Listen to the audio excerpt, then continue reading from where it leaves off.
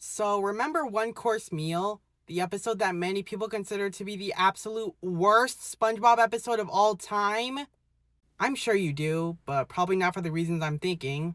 Well, what if I told you that modern SpongeBob made this abomination of an episode again, but actually made it really good? Okay, yes, I clickbaited. They didn't remake an episode, and they never have. Well, besides probably this one. But rather, they took ideas from a previous episode and used them to make a new and better story.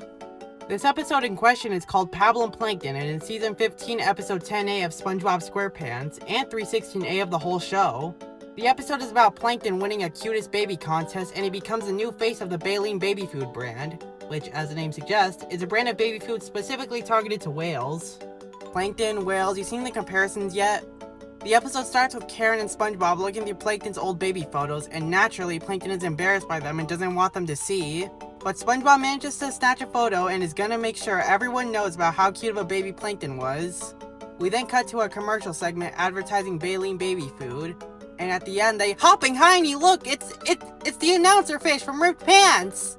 Announcer Fish, that's his name. Okay, look, you can dislike references to older SpongeBob episodes all you want, for some reason, but you've gotta admire some of the deep cuts they do. Like, who was asking for this guy to return? Not me, but I love it. Anyway, at the end of the commercial, they announced the winner of the cutest baby contest, and whoop-de-doo, it's baby Plankton. Next, Plankton goes to the bargain mart to get some robot oil, but unbeknownst to him, his baby face is plastered everywhere, including jars of the food itself, blipping butt cracks! Comebacks left and right, Squilliam! Where have you been for the last 15 years? I don't know why, but all of Squilliam's recent appearances / references seem extremely unscripted, like as if even the artist wanted to come back too. Come on, SpongeBob team. If you want Squilliam back for an episode so badly, just do it! And you know we, the fans, want him back too. Come on, you got this. We got this. Anyway, again, Plankton eventually finds out about all the publicity he's getting from his baby photo, especially on account of everyone treating him so well and calling him cute. And soon, Plankton finds out it was in fact SpongeBob who submitted his photo into the contest. And so because of that, he has SpongeBob help him take it all down. Once they've got all the photos taken down, they head back to the desert and bury all the baby food.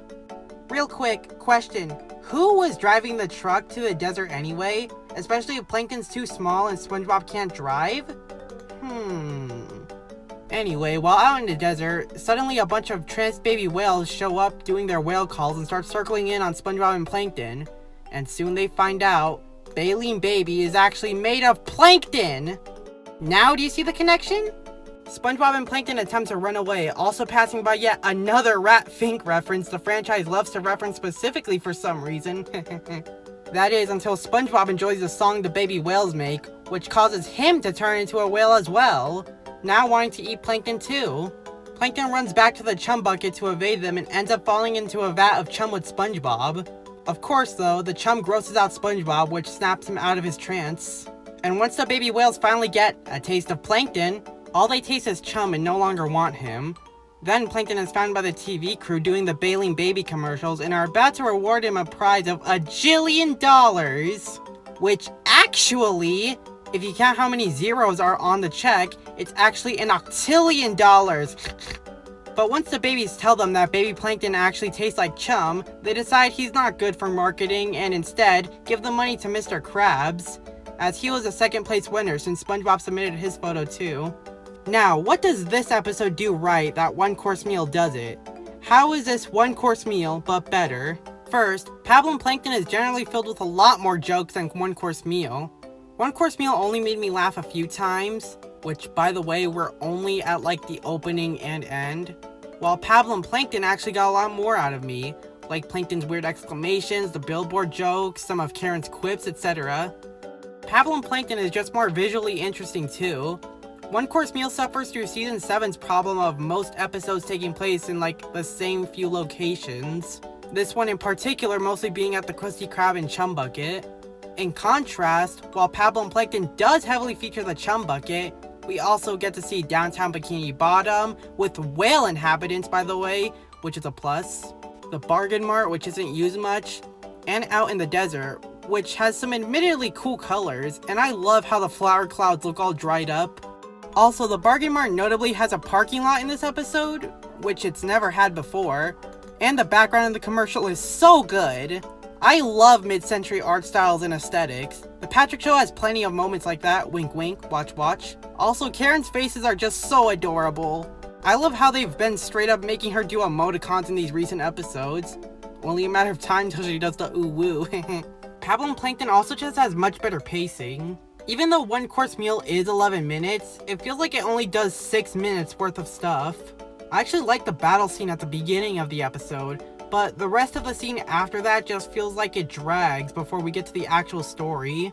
But Pablum Plankton actually feels like it's 11 minutes, as in it uses the full runtime to do interesting stuff and move the plot along.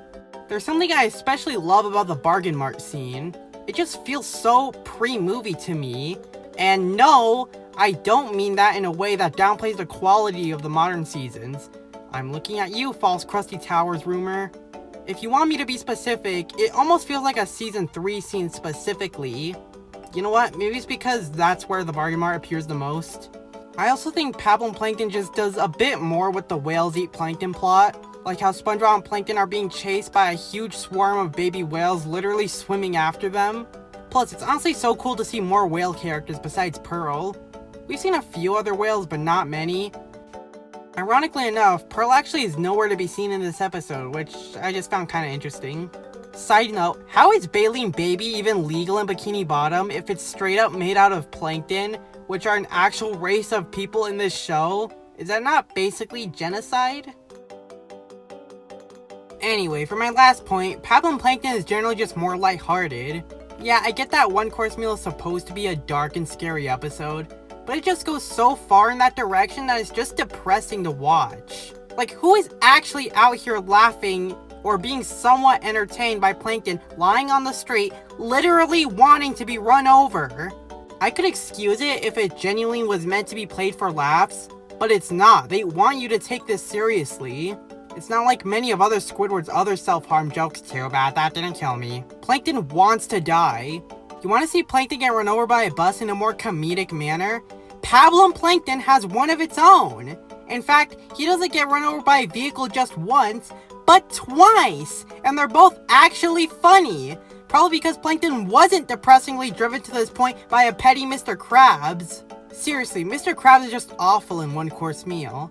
But to be honest, I don't know what else to say about that episode that hasn't already been said. Also, please don't attack the writers of One Course Meal just because you don't like it. Instead, how about praise the writer of Pablum Plankton, Doug Lawrence? Who also helped write One Course Meal? Name a better glow up. So anyway, Pablum Plankton is One Course Meal, but good. What's that? What do you mean there was already another Plankton and Pearl episode before this? Plankton's intern? In season 12? Well, too bad, I'm already making this video, and I currently have no opinion on that episode as I haven't watched it yet. Damn it, now I don't know if this episode is better than that one. My opinion could be invalid now for all I know.